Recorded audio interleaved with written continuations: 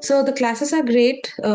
It is quite tedious, to be very frank, with the office, and I've got a 7-month-old child at home as well. I could understand, like, it might be difficult for you to complete the homework, but given the kind of responsibilities that you're juggling, to be honest, Hasitha, I think you're doing a tremendous job. How much time are you investing beyond the classes to get the homework done? Is 2 hours enough, or is it taking you more than 2 hours? It's taking me more time just for the fact because I can allot the morning time. So I try to get up at 5:30 till 7. Even when I used to study for GMAT, I used to be able to take out time before leaving for the office. Yeah. That's essentially have all the time to yourself, and usually there are no disturbances in between the working hours. If I used to get some 15 minutes to half hour, Yeah. I used to do it. Something that I mentioned in the class one time was that I was thinking of having these people join in a little early, because I find Okay. I haven't completed the homework when I'm discussing the questions. So I feel that the pace becomes unnecessarily slow. So I was hoping that I'll just ask people to join in at 9. From 9 to Okay. 9:30, they can do the class worksheet. And then 9:30 onwards, we can basically begin the discussion until 11 o'clock. And maybe that would be a great idea because just for us to get used to sitting 2 hours would be, even that's a task at present. Yeah, a Maybe. lot of people need that kind of accountability. Cut yourself some slack, take it easy on yourself. Just know that what you're looking at is progress, as I mentioned. Don't just keep looking at, okay, how far I am from where I have, but look at where were you last week, where are you now, and how much improvement has happened in your approach so far. So with the present situation I am in, with respect to my studies, so it's like when I'm studying for GMAT, I have this confidence maybe till 60 to 70% that, it's fine. It's not a rocket science. I'm able to at least understand, if not reading once a question, at least looking at the solution, I'm able to grasp it fast if I'm not able to get the answer. If you've done something in the past and you've nailed it, you know that if you were to put in the same amount of effort, you will get it this time around as well. Just make sure that you're following the process, Hasitha, because I know for a fact that number of questions don't matter, the number of hours don't matter, the number of mocks you take don't matter. What actually matters is the intent with which you're practicing. Now, your job when you're solving the questions on your own is that I know it's hard initially, but take more time. That's why I say that just forget about how much time you're taking per question. Spend half hour per question, doesn't matter. But let that thing, like, you got to force yourself to apply those things for as long as it takes until you give up on it. After giving your all to a question, checking the solutions, then you truly end up learning something that was a blind spot of yours. And the error log, how important it is, because it does take a lot of time.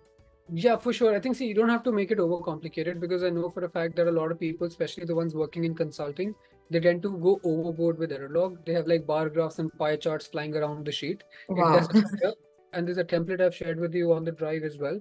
You just have to write down what mistake did you make and why did you make the mistake. So while reading the pre-reads as well, so what is the process that you want me to adopt? So is there any thinking that you would suggest? Series is just like a brush up of sorts. Like in that, you don't have to overcomplicate it. You just go through it and make sure that you're reading at a pace that you can absorb information. You're doing marathon sessions, right? Yeah. You're doing daily classes. Is there something that you know for a fact is helping you? And then there could be certain things in terms of the way you're studying that might be impeding your progress. So with respect to marathon sessions is something that is great for me because those 4 hours, just because, there's no one else in the house also disturbs me because I just say I have a class. So no one knows that's a marathon session as well. So no one is going to disturb me. On a holiday, just to spend 4 hours is good enough for me to. So I'm pretty sure I wouldn't be able to allocate as a spread, as a good amount of chunk of time. Those questions maybe which you have discussed, or when I'm trying to revise them, or the last half an hour questions, when I'm trying to revise them next day, I'm able to grasp them much easier, much faster. No, is this to do with the fact that you're tired? Is the stamina an issue? Or do you think that it is the nature of the questions that are posing problems for you? Maybe one or two nature of the questions, because there might be few questions that are difficult initially. Yeah. I just felt. Otherwise, the next day when I'm trying to solve those questions, I'm all good.